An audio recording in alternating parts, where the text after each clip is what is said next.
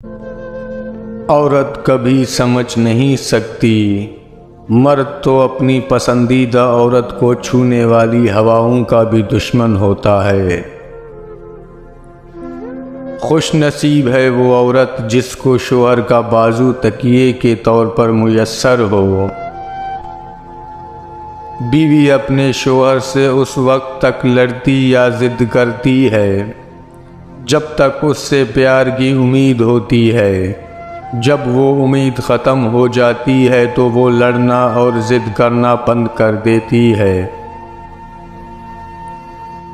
بیوی ناراض ہو کر شوہر سے بولنا چھوڑ بھی دے، مگر شوہر سے محبت کرنا، فکر کرنا پھر بھی نہیں چھوڑتی۔ اور پھر مرد کی لاپرواہی عورت کو ذہنی بربادی کا سبب بنتی ہے۔ عورت کی بربادی کا وقت تب شروع ہوتا ہے جب اسے مختلف مردوں سے اپنی تعریف سننے کی عادت پڑ جائے۔ دنیا کی سب سے خوش نصیب عورت وہ ہے جس کے پاس ایک مخلص مرد ہے۔ جب شوہر اپنی روٹھی بیوی کو پیار سے مناتا ہے تو اللہ پاک کو اس کی یہ ادا بہت پسند آتی ہے۔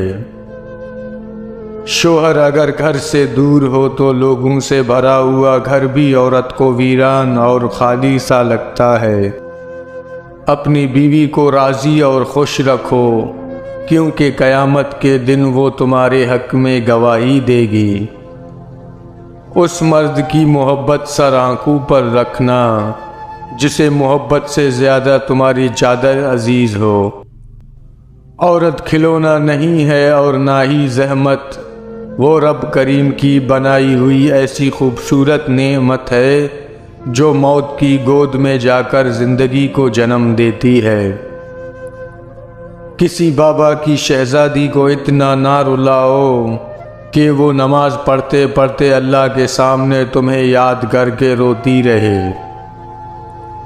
لڑکیاں گھر سے بھاگنے کے بعد بیان دیتی ہیں کہ ہم گھر سے کوئی قیمتی چیز لے کر نہیں بھاگے، تو کیا ماں باپ کی عزت کی کوئی قیمت نہیں؟ بنت ہوا محتاط رہا کریں۔ ابن آدم اتنے فرمان بردار ہے کہ محبت اپنی مرضی سے کرتے ہیں پر نکاح والدین کے مرضی سے کرتے ہیں۔ عورت کے جنازے میں گھر کے افراد کہتے ہیں میت کا منہ ڈھانپ دیں، غیر محرم نہ دیکھیں۔ اللہ کی قسم زندہ کے لیے بھی یہی حکم ہے۔ عورت اگر طوائف بھی ہو تو تم پر فرض ہے تم اس کی عزت کرو۔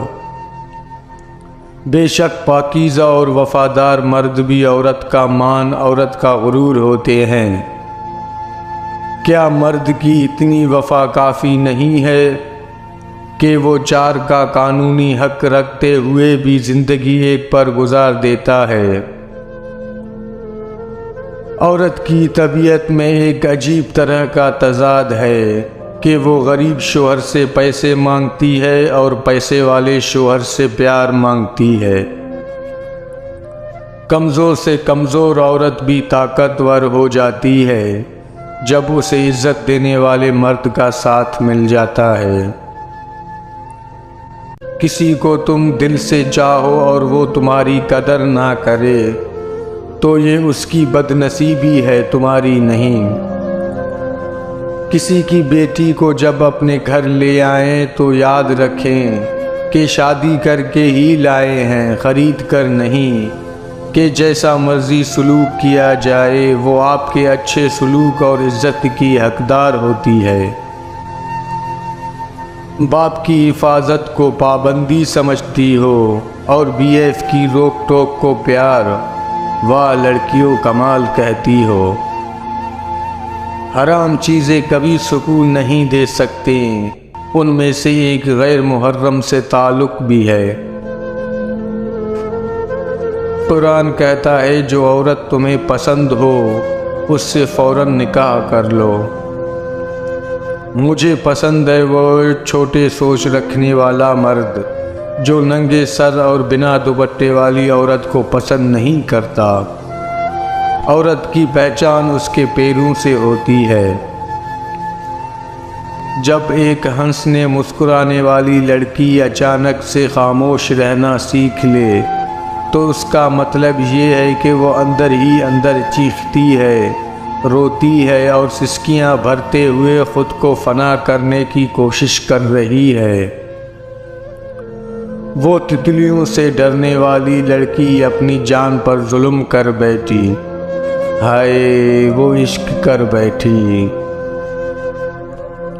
عورت ناز سے گوندھی گئی ہے اور ناز کی حقدار ہے۔ روٹھنا عورت کا حق ہے اور منانا مرد کا فرض ہے۔ محبت کے فرض ایسے ہی لوٹائے جاتے ہیں۔ مرد میں ایسا کچھ بھی اضافی نہیں ہوتا جس کی بنا پر عورت اس کے پیچھے جائے سوائے اس کے کردار کے۔ محبت صرف دو پیروں پر کھڑی رہتی ہے، جس میں ایک پیر عزت کا اور دوسرا پیر توجہ کا ہوتا ہے۔ دونوں میں سے ایک بھی کھو جائے تو محبت معذور ہو جاتی ہے۔ عورت مرد پر بہت جلد اثر کرتی ہے، وہ دنوں میں نہیں گھنٹوں میں پاگل ہو جاتا ہے، اور مرد عورت پر بہت دیر بعد اثر کرتا ہے، اور اتنا گہرا اثر کرتا ہے کہ عورت ساری زندگی سنبھل نہیں پاتی۔ میں محبت اور لاڈ پیار کی عادی، وہ غصہ بھی کرے تو لفظوں میں احتیاط کرتے ہیں کہیں رو نہ دوں۔ ہاں میں اس قدر محبت میں لاڈلی ہوں۔ میرے مرنے کے بعد میری لحد پر لکھنا، شکر ست شکر ہر اذیت سے نجات مبارک۔